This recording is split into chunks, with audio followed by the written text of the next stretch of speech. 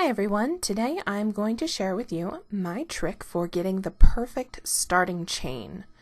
Some projects you just have to have a starting chain. I know some of you are thinking, oh, I just use foundation stitches. Well, that's great, I love them too, but there are some times when you just have to use a starting chain. And sometimes you need a really long chain and it's hard to get the number perfectly right. There's just too many chains and it takes a lot of counting. Chains are really tricky to count and easy to miscount. So here's what I do. What I actually do is I make too many chains, and I'll show you how I do it.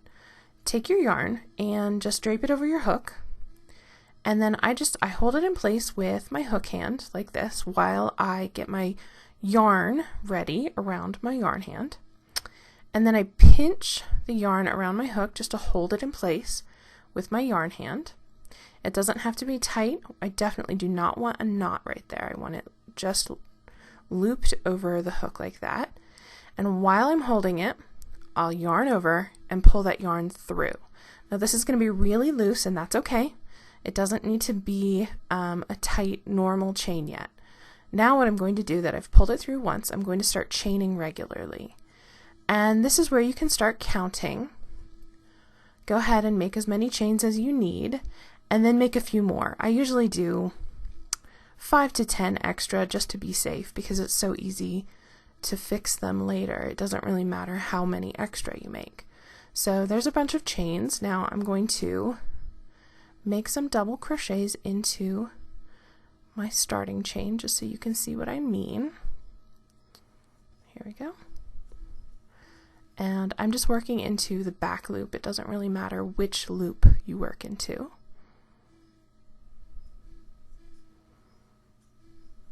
You can do this however you like to do it.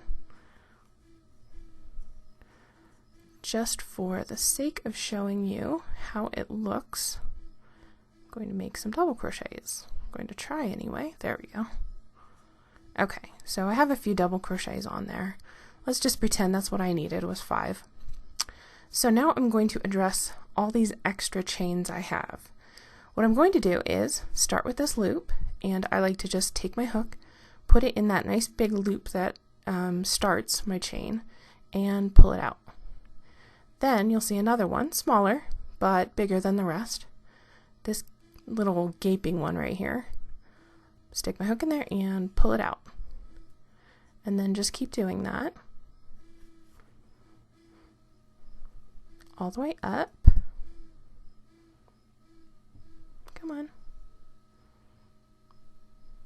There we go.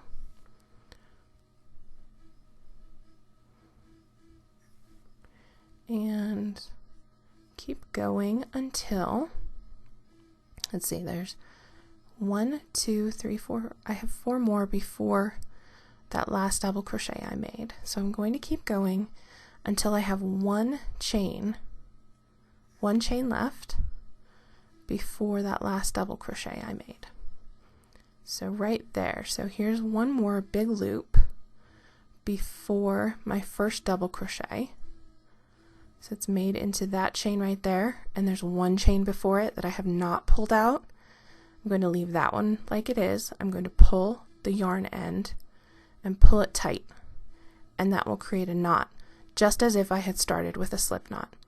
And that's it. That is how you make too many chains and use them to get the perfect number of chains. I call it overchaining. That's just my name for it. But I hope you find it helpful for those projects where you have tons of chains to make.